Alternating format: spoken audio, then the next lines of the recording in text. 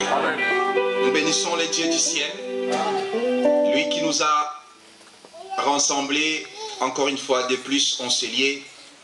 Cet homme de Galilée, il est bon, il est merveilleux, il est fidèle, il n'a pas changé, bien-aimé. C'est à cause de cette fidélité que nous nous accrochons à ces dieux.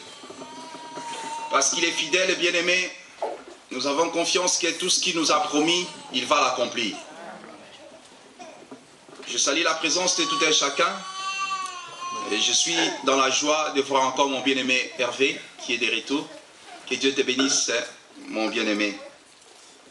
Que le Seigneur soit loué, lui qui nous a donné encore le souffle de vie et la bonne santé, car nous témoignons la grandeur et la bonté du Seigneur. Parce que si je suis encore devant vous, bien-aimé, si je me présente à bonne santé et avec la capacité de parler, c'est parce que le Seigneur est bon et il est fidèle. L'ennemi avait un plan, comme ce jour-là le Seigneur a dit à Pierre, le diable t'a criblé, t'a réclamé pour te cribler comme un froment. Mais j'ai prié pour toi. Oui, bien-aimé, nous ne savons pas le plan de l'ennemi contre nos vies. Et le vendredi, le Seigneur m'a montré qu'il est encore amour et que son amour demeure encore sur moi. Il m'a épargné. Vous connaissez que j'ai rencontré un accident en venant à la prière. Mais Dieu, dans son amour, il a permis que je sois en bonne santé. Quoique la voiture est vraiment dans un état, je crois, irrécupérable. Mais Dieu a fait grâce que moi, je sois en bonne santé, c'est ça qui est essentiel. Et vous savez, Dieu est toujours bon. Heureusement, par la grâce du Seigneur, nous avions des voitures et que mon épouse et les enfants, parce que nous avons aussi la visite de le cousin de ma femme, donc on ne pouvait pas sortir avec une voiture. On a dit non, mieux prendre des voitures. Et heureusement, Dieu a fait grâce que ce soit ma voiture qui soit touchée. Il est bon, il est fidèle, bien-aimé. Voilà pourquoi il faut s'accrocher à ces dieux d'Israël. Car la Bible dit, celui qui garde Israël ne dort ni ne somnole. Bien-aimé, je vais commencer mon intervention avec une petite réflexion dans le livre des Deutéronomes 32.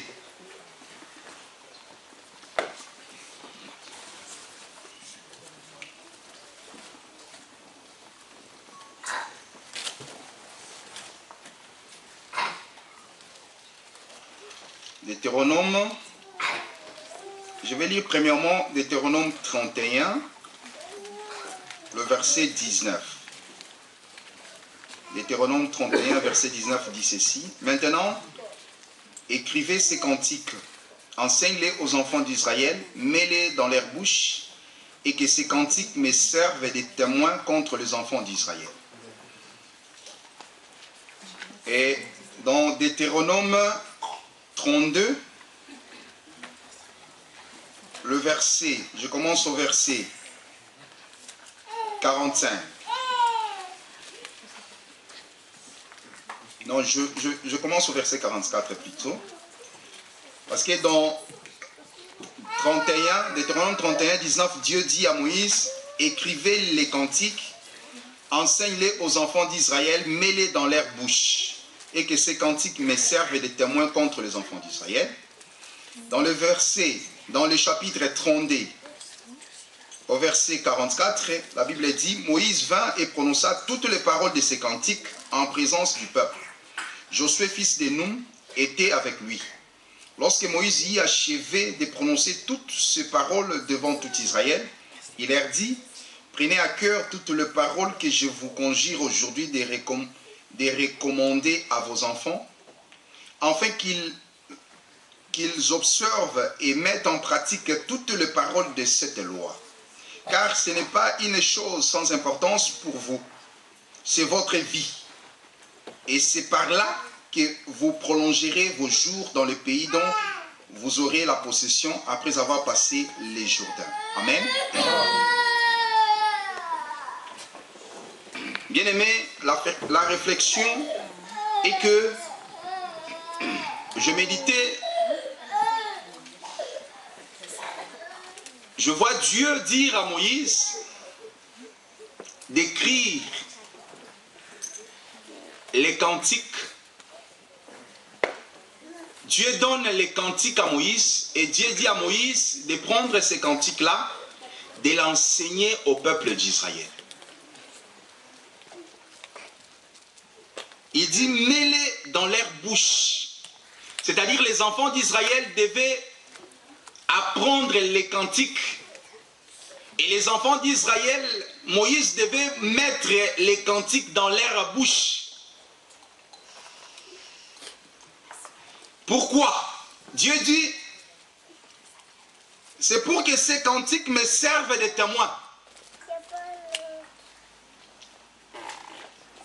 Et Moïse a fait ce que Dieu lui a dit. Il prononça les cantiques et il dit aux enfants d'Israël, après les cantiques, il dit ceci, parce que la Bible dit, lorsque Moïse y achevait de prononcer toutes ces paroles devant tout Israël, il leur dit, prenez à cœur toutes les paroles que je vous conjure aujourd'hui de recommander à vos enfants, afin qu'ils observent et mettent en pratique toutes les paroles de cette loi.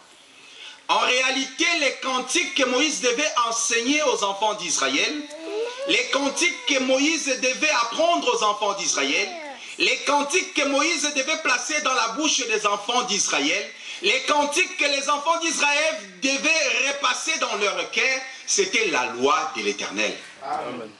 Et cette loi, chacun devait l'apprendre à sa famille, à ses enfants. Et Moïse dit ceci, afin qu'ils observent et mettent en pratique toutes les paroles de cette loi, car ce n'est pas une chose sans importance pour vous, mais c'est toute votre vie. Amen. C'est très important. Moïse dit, ces cantiques que je viens de chanter, cette loi que je viens de placer dans votre cœur, cette parole de l'Éternel que vous venez d'entendre, ce n'est pas quelque chose à négliger. Ce n'est pas n'importe quel cantique. Mais il dit, c'est votre vie. Moïse dit aux enfants d'Israël, la loi de l'Éternel, c'est votre vie. Votre vie dépend de cette loi. Votre vie dépend de ces cantiques. Votre vie dépend de toutes ces choses que je viens de prononcer en quelques mots. Il dit en observant, en mettant en pratique les cantiques, les paroles de ces cantiques, en d'autres termes, les cantiques, bien aimés, la vie des enfants d'Israël devait être une danse. Parce que lorsqu'on chante, bien aimé, on danse. Amen. Voilà pourquoi les filles de Jérusalem, dans les livres des cantiques, ne comprenaient pas la danse de la Soulamite. Ils ne comprenaient pas cette danse. Parce que la Bible dit que la Soulamite dansait une danse des deux côtés. Et aujourd'hui, l'évangile que nous vous annonçons, c'est un cantique. Amen. Voilà pourquoi j'ai toujours insisté, enfants de Dieu, surtout vous jeunes, Il faut faire attention avec les cantiques que vous chantez, les cantiques des Américains, les cantiques de ce monde, parce que les cantiques, c'est toute une adoration. Merci. Parce qu'aujourd'hui, nos enfants, vous allez les voir avec leurs smartphones, avec leurs tablettes, les écouteurs aux oreilles, écoutant les musiques de ce monde. Et grave encore, après ils passent ici devant pour chanter les cantiques de l'Éternel. La même bouche peut sortir.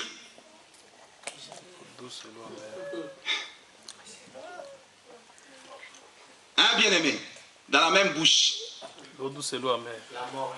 Hein? La même bouche peut sortir l'eau douce et l'eau amère. Non, bien-aimé. J'ai toujours dit, si tu ne comprends pas encore pourquoi on chante, si tu ne comprends pas encore qu'est-ce qui se cache dans une chanson, dans un cantique, bien-aimé, tu n'as pas encore compris Dieu. Oh, nos jeunes sœurs, nos jeunes frères, faites attention avec les cantiques de ce monde.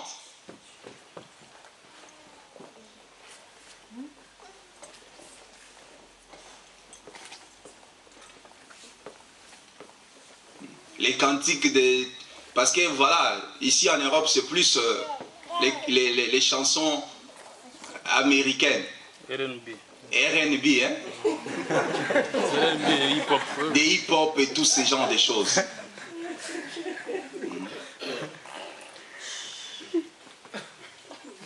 Ils connaissent tous ces gens-là. Joski, si c'est Bimberley, si c'est quoi.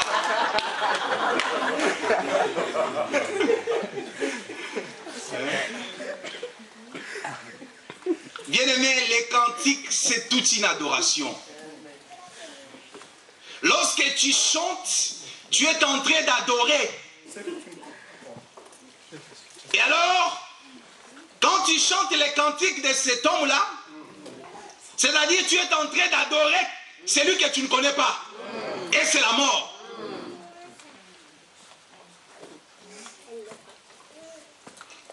Et parents, il faut veiller. Veillez dès le bas âge. Ne dites pas que non, ils sont encore enfants, ils ne connaissent rien. Ici, Dieu dit à Moïse, apprenne à tes enfants, aux enfants d'Israël, les cantiques. Et qu'ils observent les cantiques.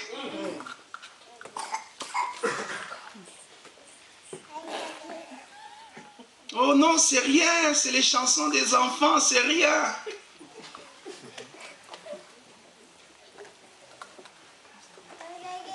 Et nos enfants connaissent tout ça.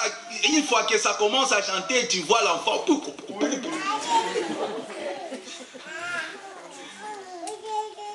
Que Dieu nous fasse grâce. Amen. Que Dieu nous aide. Amen. Oui, bien-aimés, comme je venais de le dire, les cantiques, c'est toute notre vie. La prédication, c'est toute notre vie. L'enseignement, c'est toute notre vie.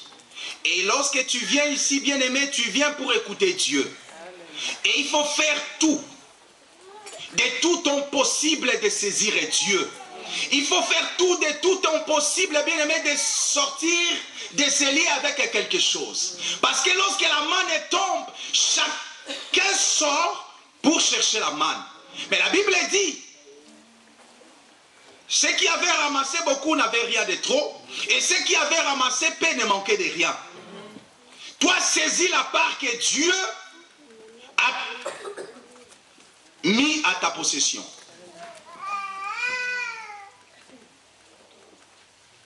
Nous allons lire notre écriture du jour.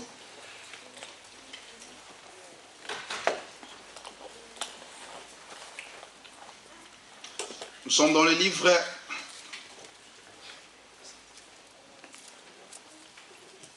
de l'Apocalypse 11.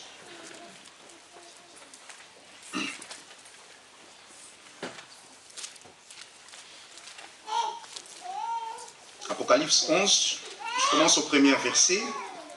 On m'a donné un roseau semblable à une verge en disant, lève-toi et mesure les temples de Dieu, l'autel et ceux qui y adorent. Mais les parvis extérieurs du temple, laisse-les de côté et ne les mesure pas. Car il a été donné aux nations et elles fouleront aux pieds la ville sainte pendant 42 mois. Je donnerai à mes témoins le pouvoir de prophétiser revêtis des sacs pendant 1260 jours.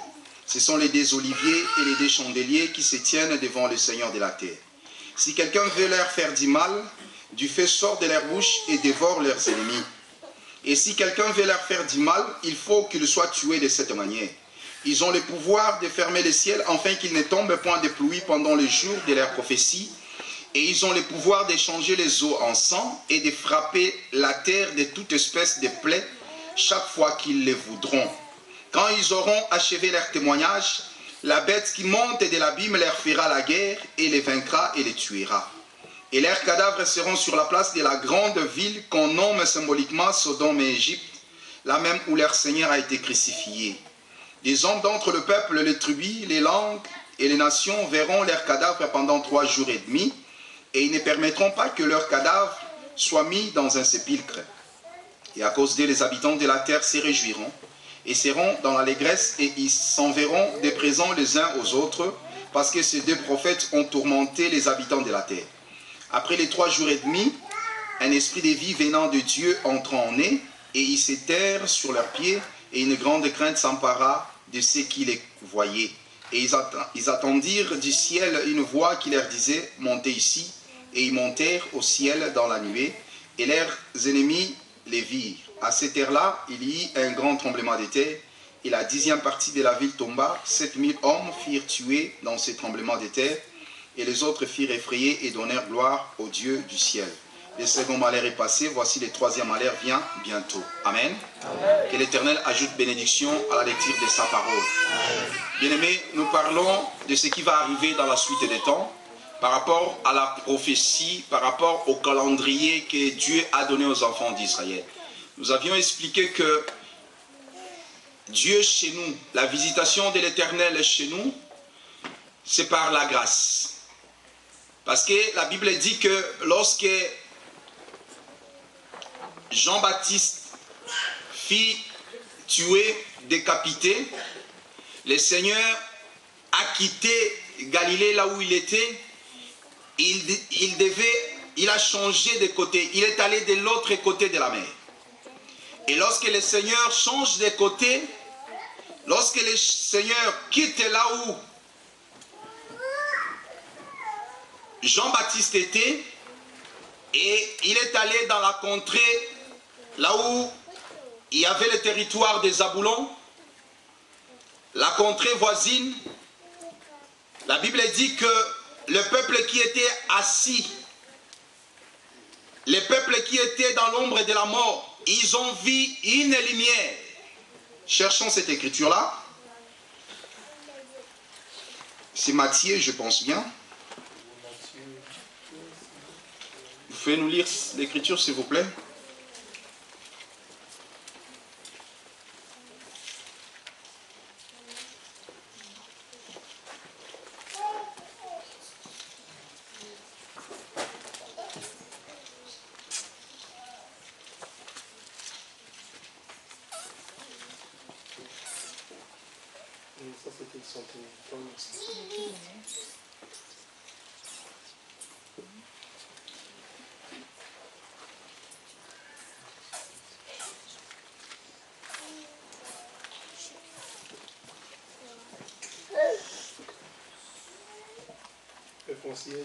Normalement, c'est Matthieu 4, je pense. Hein? Matthieu 4. Ouais, tu prends Matthieu 4 et tu commences au verset 12. Jésus ayant appris que Jean avait été livré, se retira dans la Galilée, il quitta Nazareth et vint demeurer à Capernaüm, situé près de la mer, dans le territoire des Zabulons et de Nephtali, afin que s'accomplisse ce qui avait été annoncé par Ésaïe le prophète.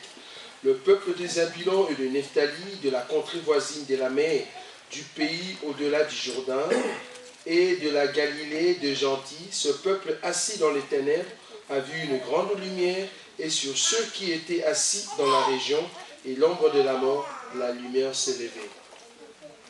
17. Dès ce moment, Jésus commença à prêcher et dit, répentez-vous car le royaume des cieux est proche. Amen. Amen.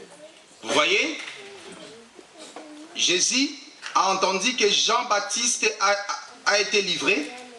Il se retira de Galilée, de Nazareth, pour aller de l'autre côté.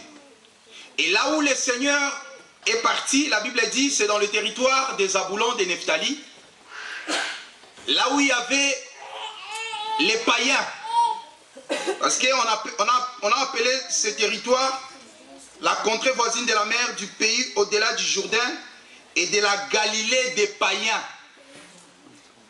Vous voyez, le Seigneur quitte les camps de Jean-Baptiste, qui est Élie, parce que Élie, lorsqu'on parle d'Élie, on voit la maison d'Israël. Élie a toujours été envoyé dans la maison d'Israël. Parce que Dieu a dit ceci, la mission d'Élie est de ramener le cœur des enfants à la foi de leur père. Donc, nous comprenons que Élie devait travailler dans la maison d'Israël. Et une fois qu'Élie, Jean-Baptiste a été décapité, a été livré, la Bible dit que Jésus-Christ devait quitter Galilée pour aller dans la contrée au-delà de la mer, au-delà du Jourdain, dans la Galilée des païens. Et l'Écriture dit, afin qu'une prophétie puisse s'accomplir. Cette prophétie dit ceci, les peuples des Zaboulon et des Nephtali, de la contrée voisine de la mer, du pays au-delà du Jourdain et de la Galilée des païens, ces peuples assis dans les ténèbres. Amen. Ah, c'est très important. Le peuple était dans les ténèbres.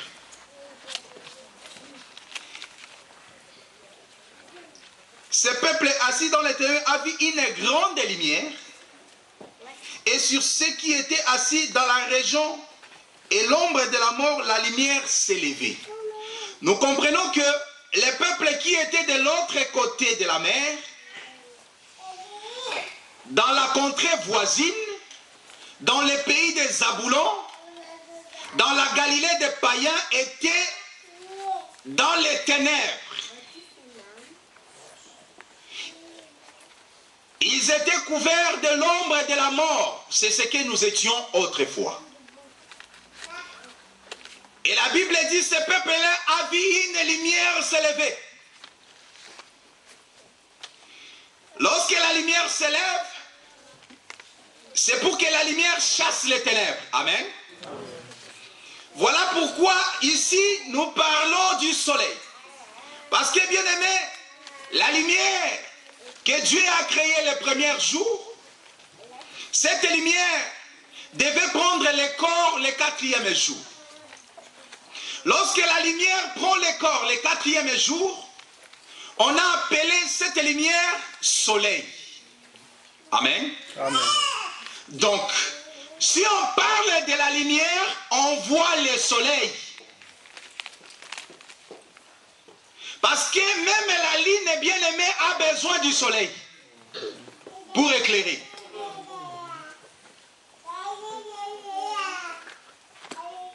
Toutes les étoiles ont besoin du soleil. C'est pour cela, bien-aimés, nous vous parlons du soleil. Ne soyez pas étonnés, toi qui es venu pour la première fois. Il dit, mais comment on nous parle du soleil? On vient adorer le soleil. Le soleil dont il est question ici, Psaume 84 nous dit que notre Dieu, il est le soleil. Notre Dieu, il est le soleil, il est le bouclier. Amen. Donc, le soleil dont il est question, c'est un soleil qui a créé les petits soleils que nous voyons. Parce que Dieu s'est déversé dans la nature. Voilà pourquoi, bien-aimés, sans cette Bible, nous pouvons prêcher Dieu. Parce que lorsque Dieu a visité Job plutôt, Dieu ne tenait pas cette Bible dans ses mains. Mais Dieu a utilisé la nature. Voilà pourquoi il a posé des questions à Job. Il a dit, tu es un homme. Je t'interrogerai et tu me répondras. Dieu a commencé à parler de Job. L'hippopotame. Dieu a commencé à parler.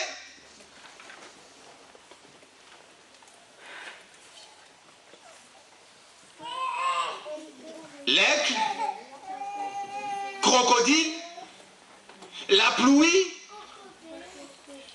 la mer, les eaux et toutes ces choses. Et tout cela, bien aimé, c'était la Bible de Dieu. Car Dieu, on peut le voir dans son ouvrage. En réalité, Dieu s'est déversé dans son ouvrage. Voilà pourquoi Paul était dans le plaire, en voyant les hommes louer, glorifier la nature au lieu du Créateur. Les hommes ont adoré la nature au lieu du Créateur. Les hommes investissent, ils mettent l'argent, les moyens pour visiter la Lune, pour visiter les planètes, ce que Dieu a créé. Mais ils ne s'investissent pas pour chercher Dieu. Ils ont adoré la création et ils ont ignoré le Créateur. C'est malheureux.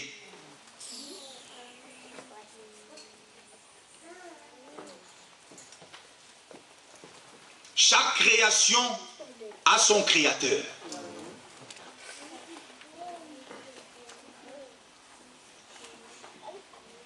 Tout le monde se déplace, et surtout pendant les vacances, pour visiter la beauté de la nature dans les différents coins du monde. Pour contempler la nature. Mais les gens ne se déplacent pas pour contempler la beauté de celui qui s'appelle le Créateur. Voilà pourquoi Jésus-Christ dit, la reine de Midi, la reine de Séba, s'élèvera ces jours-là et condamnera cette génération. Car elle s'est déplacée pour écouter la sagesse. Elle a quitté loin pour écouter la sagesse de Salomon. Et Jésus-Christ a dit, aujourd'hui, il y a plus que Salomon. Amen. Et à l'époque, il n'y avait pas le moyen que nous avons aujourd'hui pour se déplacer rapidement.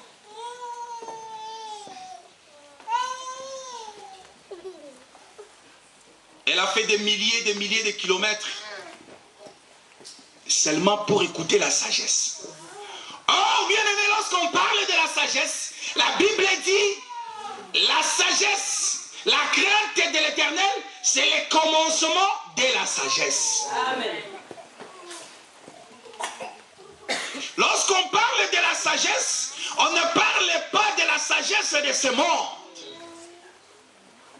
C'est pour cela, bien aimé, Paul pouvait dire, je ne suis pas venu vers vous avec des discours persuasifs de la sagesse. Mais je suis venu vers vous avec la démonstration de l'esprit et de la puissance de Dieu. Église du Seigneur, nous parlons du véritable soleil.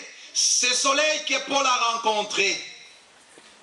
Et ce soleil, lorsque tu rencontres ce soleil, tu vas changer de direction. Lorsque tu rencontres ce soleil, ta vision va changer, ta façon de voir les choses vont changer. Bien aimé, lorsque tu rencontres ce soleil, il ne te laissera pas oisif. Lorsque tu rencontres ce soleil, les écailles tomberont de tes yeux. Parce que ce soleil va te projeter par terre. Et quand tu te lèveras, tu seras un homme nouveau.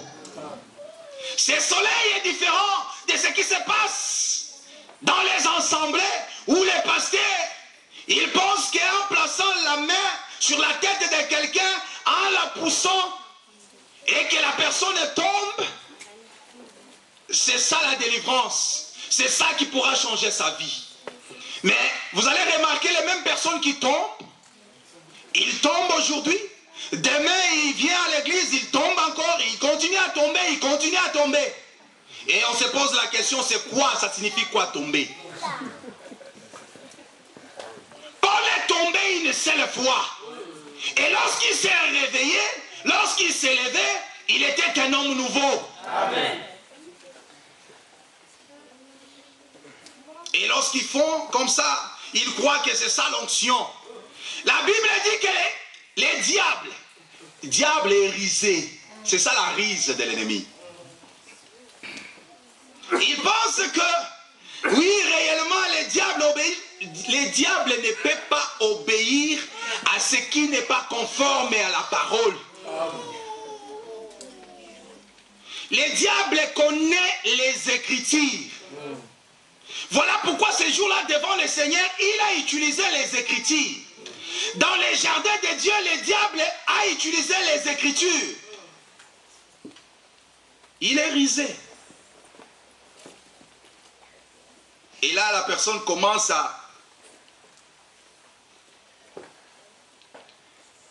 avec des gesticulations, des cris, Nabimi, Nakei, Natsikio. Parce qu'on lui a dit, le sang de Jésus, le sang de Jésus. Non, tu donnes le sang à l'ennemi. Le sang, c'est pour la guérison, pour sauver. Alors si tu commences à faire boire aux démons le sang de Jésus-Christ, les démons seront guéris.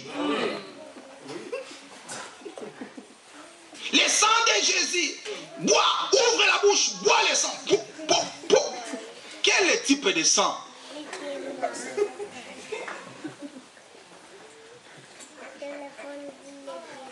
Oh, mon peuple périt faute de connaissance. Amen. Voilà pourquoi il faut aimer la connaissance. Parce que la connaissance est blanchie. La connaissance est purie. La connaissance, bien aimé, apporte la crainte de l'Éternel. La connaissance nous aide à adorer, à bien adorer le Seigneur. Sans la connaissance, bien aimé, tu seras emporté par tout vent de doctrine. Sans la connaissance, bien aimé, tu ne seras pas agréable à Dieu.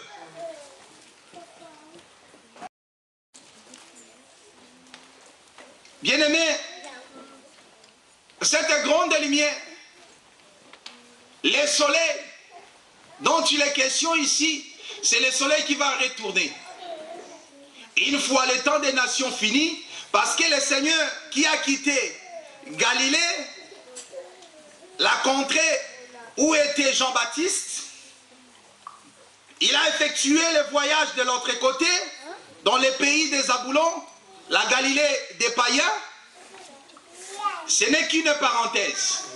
Et lorsque le Seigneur apporte sa lumière, lorsque le soleil s'élève de ce côté, de l'autre côté c'est les ténèbres.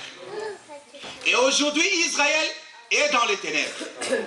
Nous sommes dans la lumière. C'est pour cela que nous avons expliqué ça avec ce qui s'est passé avec Josué. Qu'est-ce qui s'est passé dans Josué 10? La Bible dit que Josué arrêta un certain soleil. Josué a arrêté le soleil. Il a dit, soleil, arrête-toi sur Gabaon. Jusqu'à ce que je tue en vengeance. Et nous avions dit que le soleil qui s'est arrêté, ce n'est pas ce soleil physique. Parce que le soleil physique, Galilée nous a dit que c'est la terre qui tourne autour du soleil. Ce n'est pas le soleil qui marche. Mais nous vous parlons d'un soleil qui marche.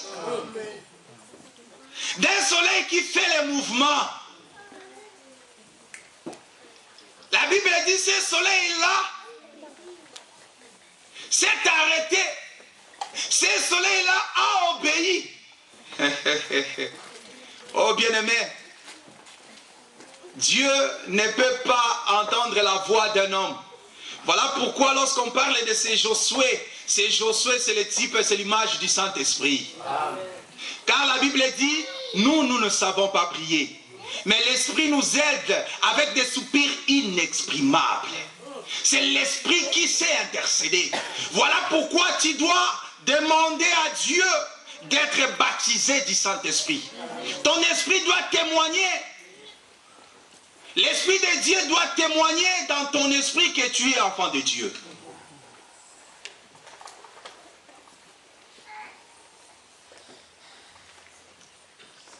Le soleil s'arrêta sur Gabaon.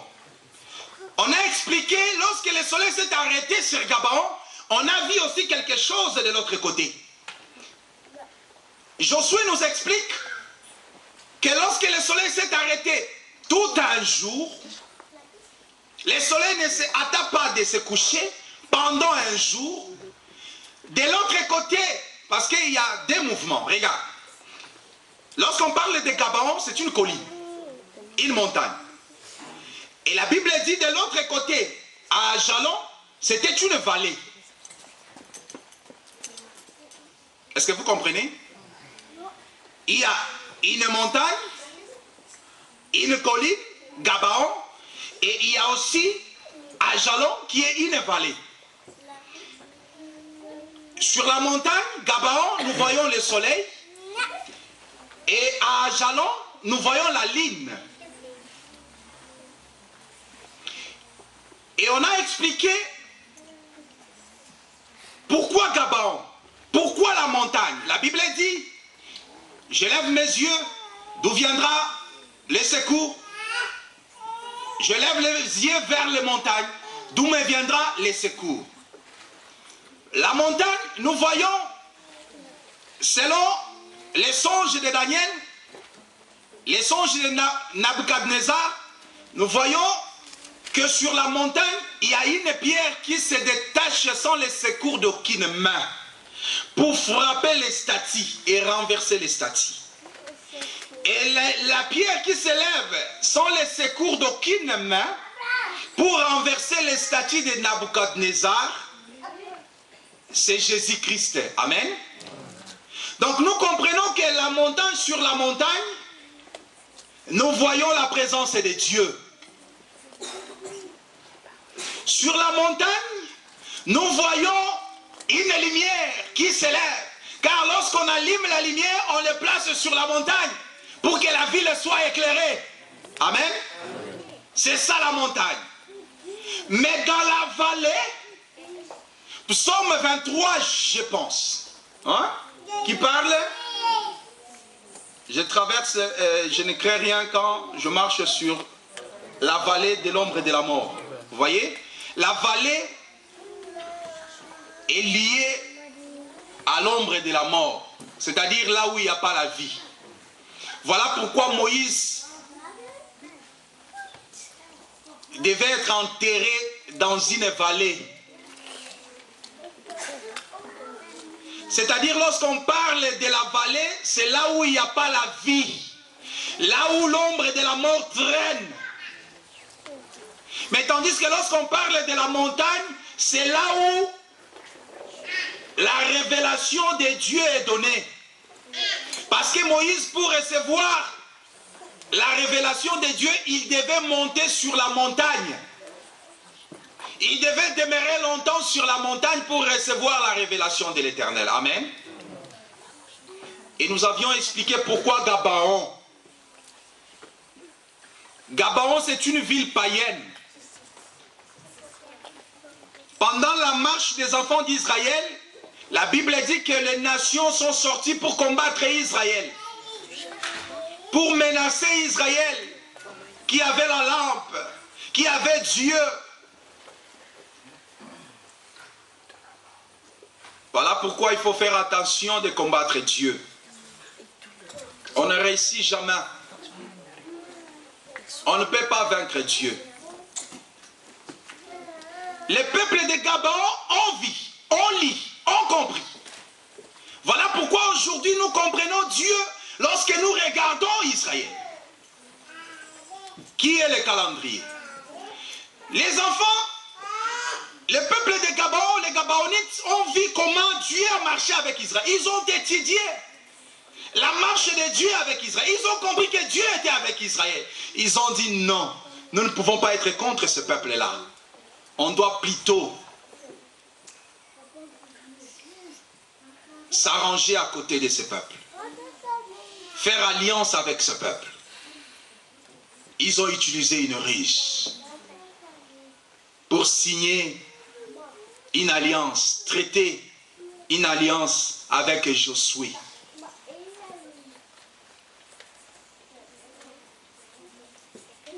Et là, désormais, les enfants d'Israël n'avaient plus le pouvoir de mettre la main, de détruire ce peuple. Gabaon. Bien-aimé, c'est quoi Gabaon? Gabaon, c'est là où David a placé les tabernacles. Et il a construit l'autel des holocaustes sur la colline de Gabaon. C'est-à-dire, à Gabaon, on voit la présence du tabernacle. Qui dit tabernacle, dit église du Seigneur. Parce que les tabernacles, c'est ça, les temples. Et la Bible nous dit que nous sommes les temples du Saint-Esprit. Vous comprenez? Donc lorsqu'on parle du tabernacle, lorsqu'on parle du temple, on parle de l'église, on parle de toi, on parle de moi.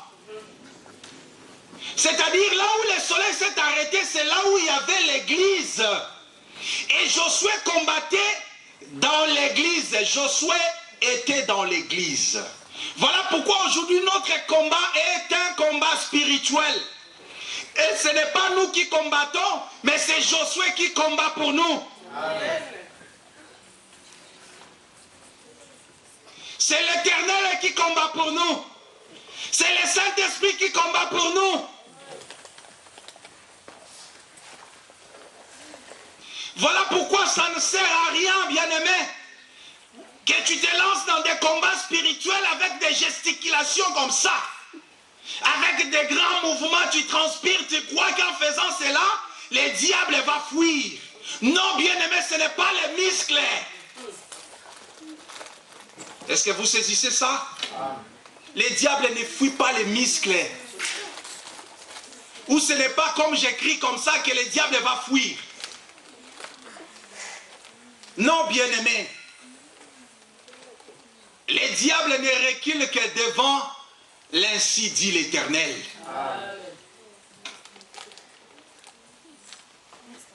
Les diables n'a peur que de la vraie interprétation de la parole du Seigneur.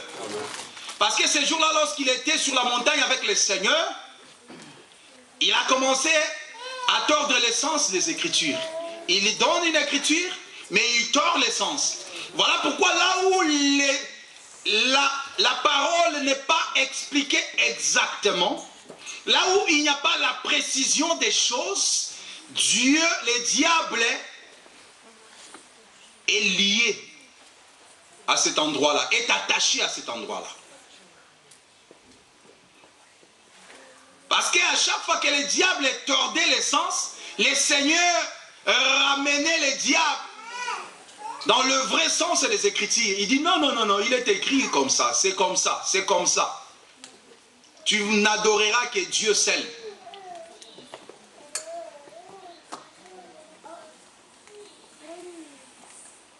Gabaon, bien-aimé, c'est là où Salomon a offert 1000 holocaustes. Et c'est là que Dieu a donné, lorsque l'Éternel a demandé à Salomon quoi te donner, Salomon a demandé la sagesse. Salomon n'a pas demandé la richesse. Salomon n'a pas demandé la gloire. Salomon n'a pas demandé le matériel. Salomon n'a pas demandé toutes ces choses. Salomon n'a pas demandé le mariage. Salomon n'a pas demandé les papiers, le séjour. N'a pas demandé le travail. Quoi qu'il avait besoin de toutes ces choses. Mais Salomon a demandé la sagesse. Et c'est quoi la sagesse? La sagesse, c'est la crainte de l'Éternel. Amen. Et c'était à Gabaon. Voilà ce que l'Église doit demander premièrement. Voilà ce que tout enfant de Dieu doit chercher premièrement pour plaire à Dieu. Et là, le Seigneur a dit, cette demande est selon ma volonté. Bien aimé, lorsque tu demandes selon la volonté de l'Éternel, l'Éternel donne toujours au centuple. Amen. Mais lorsque tu demandes pour chercher à satisfaire la convoitise de ta chair, si tu demandes, bien-aimé, pour satisfaire ta chair, le Saint-Esprit est attristé.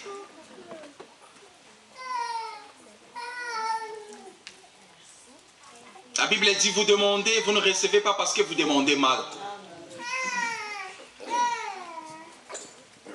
Premièrement, Dieu doit premièrement manger. Voilà pourquoi avec la veuve de Sarepta, il a fallu qu'Élie mange en premier. C'est comme ça Dieu. Dieu aime que lui mange premièrement. Après, il va s'occuper de toi. Dieu manger en premier, ça veut dire quoi? Il faut offrir à Dieu parce que la femme a offert tout ce qu'elle avait. Et aujourd'hui, la Bible dit que nous offrons nos corps comme des sacrifices vivants.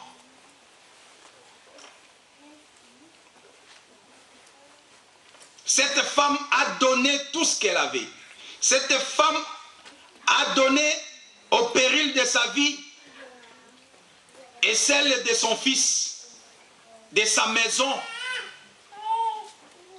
Est-ce qu'aujourd'hui, bien-aimés, nous risquons pour le Seigneur? Aujourd'hui, bien-aimés, nous calculons beaucoup. Nous sommes trop cartésiens.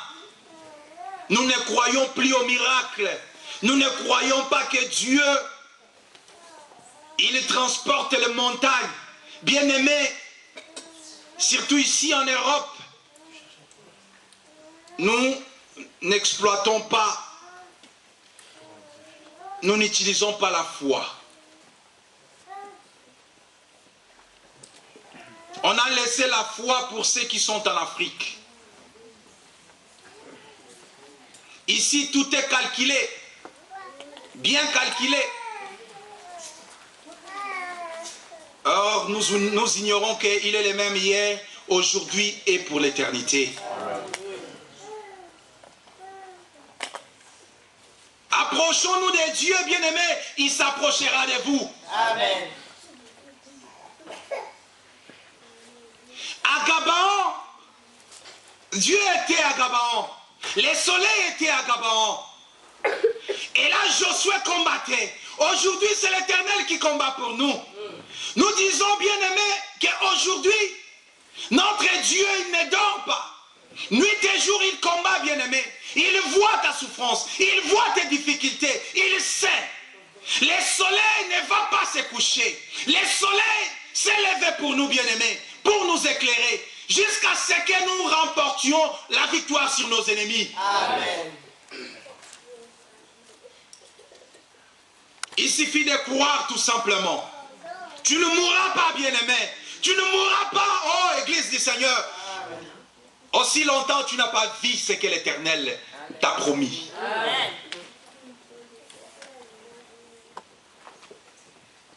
Tu n'as pas vu la main de l'Éternel en 2013. Crois, bien-aimé, il est le Rédempteur qui se lève le dernier. Amen. Sans la foi, il est impossible de lui être agréable. Amen. Que ceux qui s'approchent de l'Éternel croient que ce Dieu-là existe. Croient que ce Dieu-là existe. Et il est le rémunérateur de ceux qui les cherchent. Amen.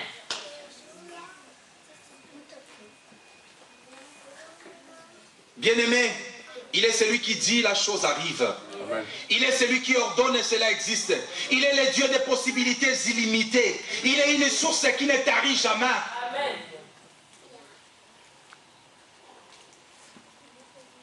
Il suffit de croire tout simplement. Il te demande tout simplement de croire. Oui, Gabaon.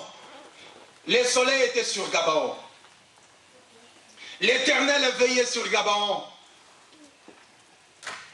Et là, Josué sur la terre. L'Éternel était dans le ciel, le soleil, et Josué, le type du Saint-Esprit, sur la terre et combattre. De l'autre côté, dans la vallée, la Bible dit que c'était la ligne. Or, nous avions lu l'écriture de Psaume 104 qui dit que Dieu, le soleil sait quand est-ce qu'il va se coucher. Mais tandis que la lune a été créée pour marquer les temps. Nous comprenons que la présence de la lune, lorsqu'on nous parle de la lune, on voulait nous parler tout simplement du calendrier. Parce que le calendrier, le temps est compris par les calendriers. Là, nous comprenons que la ligne qui s'est arrêtée à Ajalon veut dire que le calendrier s'est arrêté. Quel est le calendrier? Bien-aimé, Israël n'a pas le même calendrier que ce monde.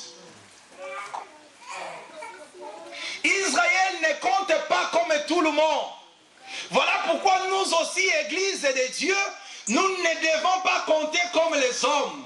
2014, bientôt 2014, sans le mariage, bientôt 2014, sans les enfants, bientôt 2014, je n'ai toujours pas les papiers, on ne m'a toujours pas répondu, bientôt 2014, j'aurai 40 ans, 50 ans, bientôt 2014, bien-aimé, qui te dit que nous entrons en 2014? Ça, c'est les Romains. Ça, c'est les Romains. Ça, ce n'est pas Dieu.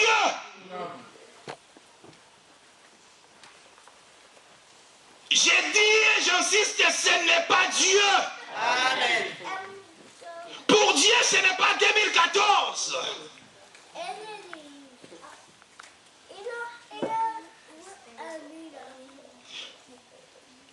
Paul s'adresse au peuple et il dit, vous comptez les jours, les mois, les années, je crains d'avoir travaillé en vain.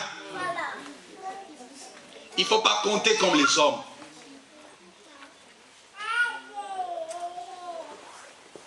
Parce qu'avec notre Dieu, Dieu a son propre calendrier.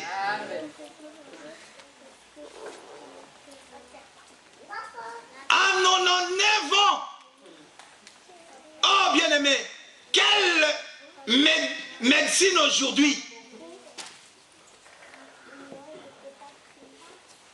Même aujourd'hui, avec le progrès de la science, est-ce qu'ils sont capables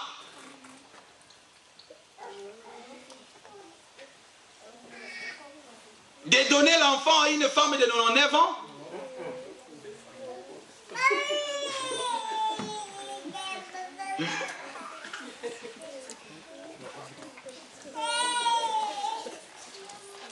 Dieu est merveilleux. Et après la naissance de cet enfant, Dieu a fait que l'homme puisse se réjouir de son fils. Il a vu son fils grandir. Et il était encore fort. Abraham était fort.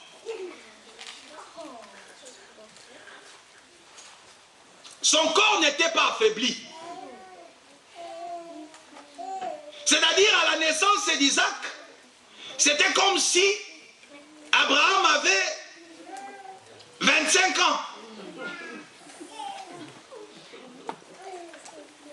Ce n'est que Dieu qui peut faire des choses comme ça. Ce n'est que l'Éternel qui peut faire des choses comme ça. Oh bien-aimé, il faut être dans la joie d'appartenir dans cette famille. Amen. Même si aujourd'hui les choses ne marchent pas, un enfant de Dieu ne baisse pas les bras. Amen.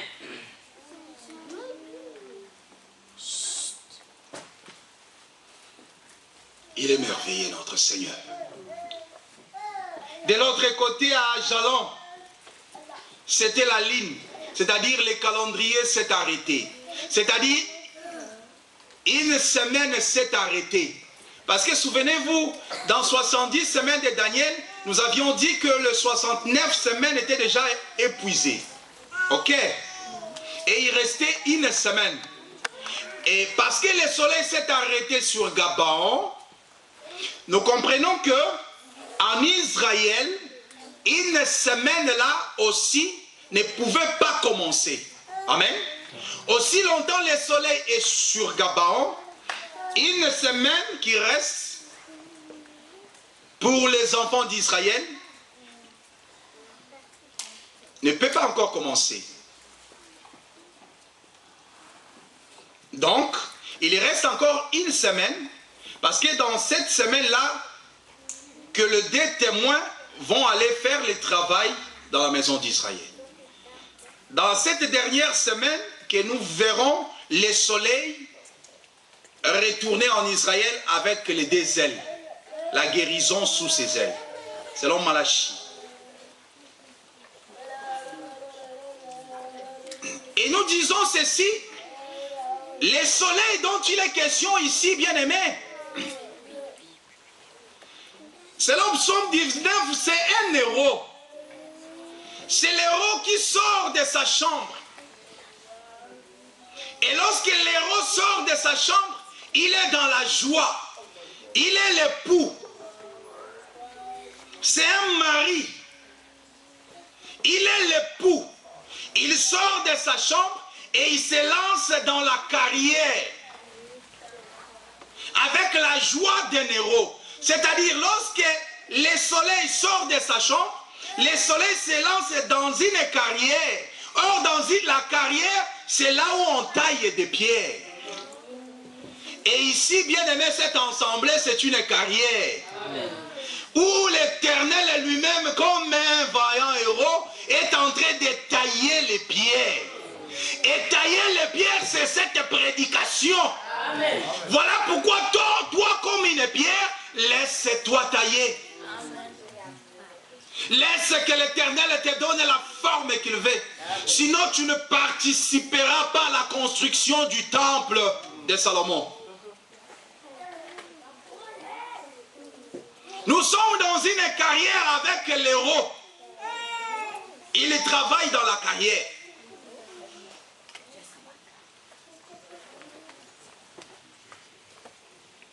Oui, bien-aimé, Gabaon,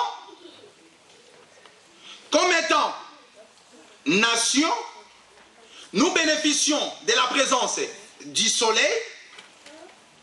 Et nous avions dit que de l'autre côté, c'est les enfants d'Israël.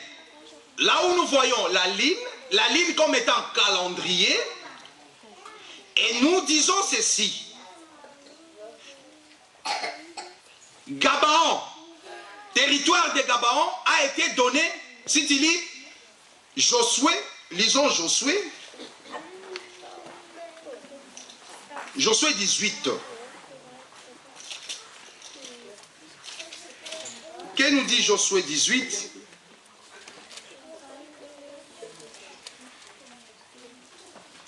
Josué 18, je commence au verset 21, la Bible dit ceci. Les villes de la tribu des fils de Benjamin, selon leur famille, étaient Jéricho, Beth-Gogla, Emek-Kéchis. Je saute, je lis verset 25. Gabaon, Rama, Béroth. Amen. Nous comprenons que Gabaon a été, c'est un territoire assigné aux Benjamites. Josué, qui a distribué les territoires aux enfants d'Israël, a donné la ville de Gabaon aux Benjamites. Et si tu lis maintenant Josué 21, Ajalon a été donné au territoire, aux enfants de Dan. Est-ce que vous comprenez ça? On prend Gabaon, qui était une ville païenne. Lorsque les enfants d'Israël ont conquis cette ville de Gabaon, ils ont donné à la tribu de Benjamin. Il dit, Benjamin, désormais, Gabaon t'appartient. Il prend Ajalon, il donne ça à Dan. Du coup, nous voyons des peuples et nous voyons des femmes. Parce que Benjamin, il est le frère de Joseph. Ici, d'une mère qui s'appelle Rachel. Dan, il est le frère des Ribins et les autres. d'une femme, ici d'une femme, qui s'appelle Léa. Et nous comprenons, lorsqu'on parle des deux femmes, Paul nous aide, lorsqu'on parle des deux femmes, on voit quoi? Des alliances. Lorsqu'on parle des deux fils, on voit quoi? Deux peuples. Et là, nous comprenons que lorsqu'on parle de Benjamin, selon la prophétie des Deutéronomes, la Bible dit que Benjamin, il est le bien-aimé de l'Éternel. Amen. Ah, c'est très important, c'est merveilleux. Benjamin, il est le bien-aimé de l'Éternel. Deutéronome 33. Parce que nous voulons comprendre Gabaon. Parce que si nous comprenons la richesse de Gabaon, nous allons comprendre ce que nous sommes devant le Seigneur. Et quand tu comprendras ce que tu es devant le Seigneur, bien-aimé, tu vas marcher la tête haute. Tu auras confiance en toi. Amen. Deutéronome 33.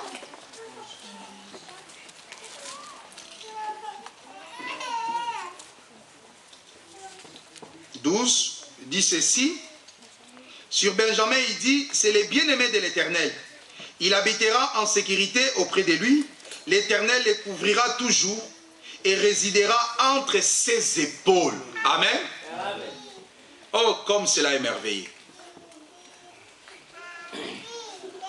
Là où il y avait le soleil, la Bible dit que Benjamin, il est le bien-aimé de l'Éternel.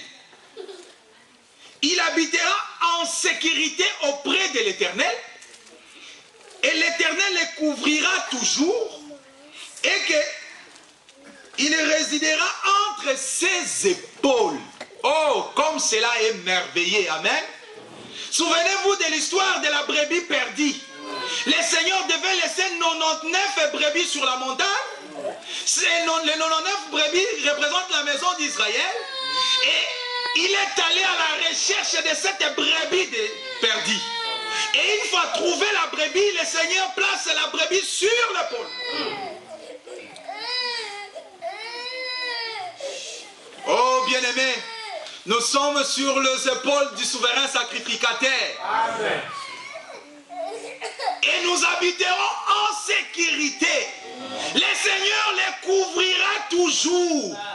Ceux qui sont en Jésus-Christ, parce qu'en réalité, lorsqu'on dit Benjamin ici, les bien-aimés de l'Éternel, en réalité, ce n'est pas toi, ce n'est pas moi. Lorsqu'on dit bien-aimé de l'Éternel, souvenez-vous de cette parole. Oh, bien-aimé, qui venait du ciel et qui disait, celui-ci est mon fils bien-aimé à qui j'ai placé toute mon affection. En réalité, les bien-aimés de l'Éternel, c'est Jésus-Christ. Mais comment nous venons, on nous appelle bien-aimés de l'Éternel. Comment nous devenons bien-aimés de l'Éternel? Lorsque Dieu nous voit en Jésus-Christ. Pour être appelé bien-aimé de l'Éternel, il faut que Dieu te voie en Jésus-Christ. Pour que Jacob soit béni, lui qui était surplanté, lui qui était un voleur, pour qu'il soit béni, il devait se revêtir de la peau de son frère Ésaü. Et ici, Ésaü, lorsque je parle Ésaü, Ésaü représente le Seigneur Jésus-Christ. Amen. Jacob ne méritait pas la bénédiction. Mais Jacob, pour recevoir la bénédiction, il devait se passer pour son frère. Et le père, parce qu'il avait les problèmes des yeux, ça c'est la grâce. Bien aimé, dans la grâce, l'Éternel a un problème. Son problème, c'est les yeux. Parce que si l'Éternel les regarde avec les yeux grandement ouverts, personne ici sera sauvé. Amen. Amen. Personne ici, bien-aimé, parce que tu sais ce que tu as fait hier. Amen.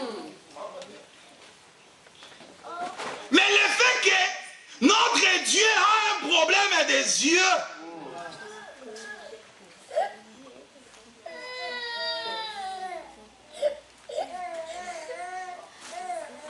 Il ne peut que sentir l'odeur. Et lorsqu'il sent l'odeur, il sent l'odeur d'un champ béni. Béni, c'est Jésus-Christ. Voilà pourquoi Jésus-Christ, il est à la droite du Père, intercédant pour nous. Il est assis à la droite du Père. Bien aimé, c'est ça le sang. C'est ça le sang. C'est ça le sang. Le sang, ce n'est pas ce que vous distribuez comme ça dans des bidons. Hein, pour jeter partout dans la nourriture, le sang dans le mur, le sang dans les toilettes, le sang partout, partout. Jeter le sang de Jésus, le sang de Jésus. Non, non, bien aimé. Le sang, c'est tout un enseignement. Lorsque tu te réveilles de Jésus-Christ, c'est ça le sang. Est-ce que vous comprenez? Nous aurons le temps de bien expliquer cette histoire des sang. Parce qu'il y a beaucoup de confusion. Par rapport à cette écriture qui dit « Sans effusion de sang, il n'y a point de pardon ». Ça veut dire quoi sans effusion de sang, il n'y a point de pardon? Oh non! Maintenant nous allons évoquer le sang après avoir confessé les péchés. Demandez pardon. Oh, on a demandé pardon. Seigneur, pardonne-nous, pardonne-nous, pardonne-nous. Maintenant, nous allons invoquer le sang. Parce que là, l'Écriture dit, sans effusion de sang, il n'y a point de pardon des péchés. Invoque le sang de Jésus-Christ. Seigneur, que ton sang tombe, sang de Jésus, sang de Jésus. Non, c'est pas comme ça. Ça, c'est pas l'enseignement.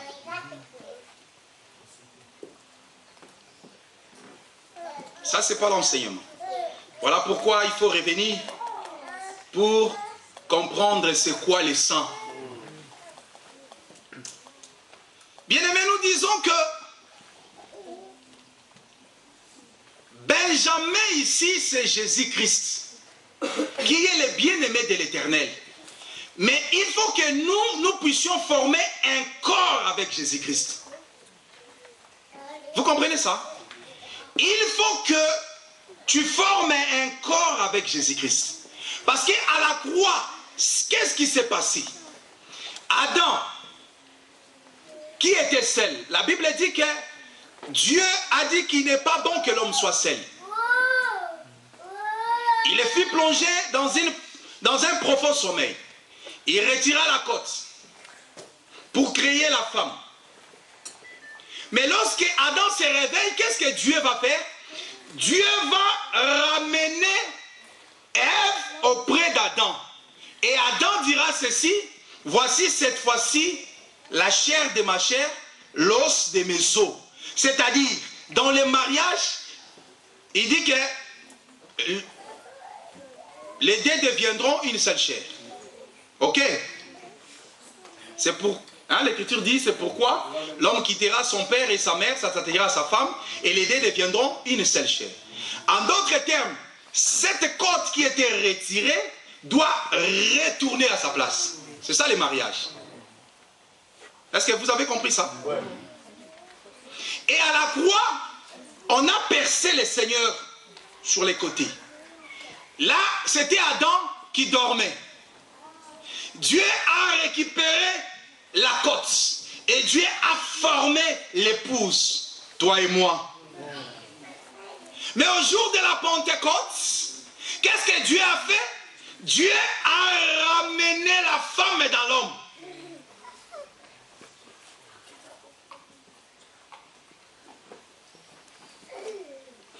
Voilà pourquoi aujourd'hui, bien-aimés, la femme doit se retrouver.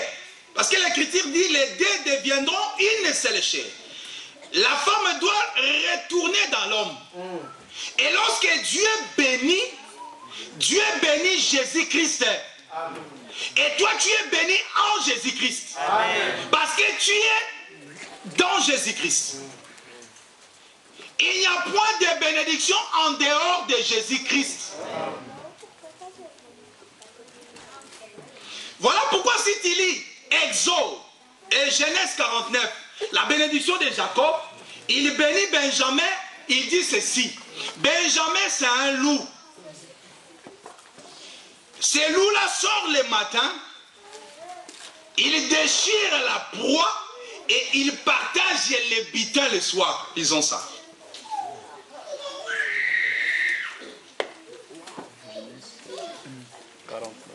Genèse 49.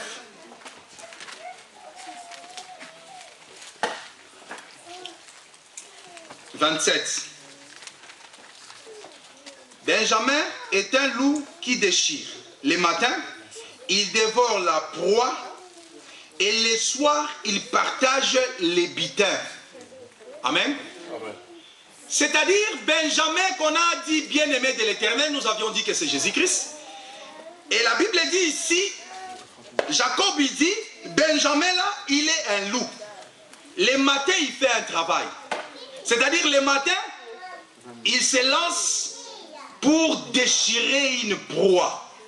Et lorsqu'il prend la nourriture, les bitins, c'est pour les partager le soir. Amen. C'est-à-dire, Benjamin, c'est Jésus-Christ qui partage aujourd'hui, ce soir, sa nourriture. Les bitins, c'est ça la nourriture, bien-aimée, que nous mangeons. Comme cela est merveilleux, bien-aimé, de comprendre ces choses. Tout ça, ça se passe là où le soleil s'est arrêté. Tout ça, ça se passe, bien-aimé, là où le soleil s'est arrêté. C'est ça ce que tu es ce matin, ce soir plutôt. C'est ça ce que tu es, Église du Seigneur. Tu es couvert par le sang de Jésus-Christ, car la Bible dit le sang de Jésus-Christ parle. Voyez, le sang de Jésus-Christ parle mieux que le sang d'Abel.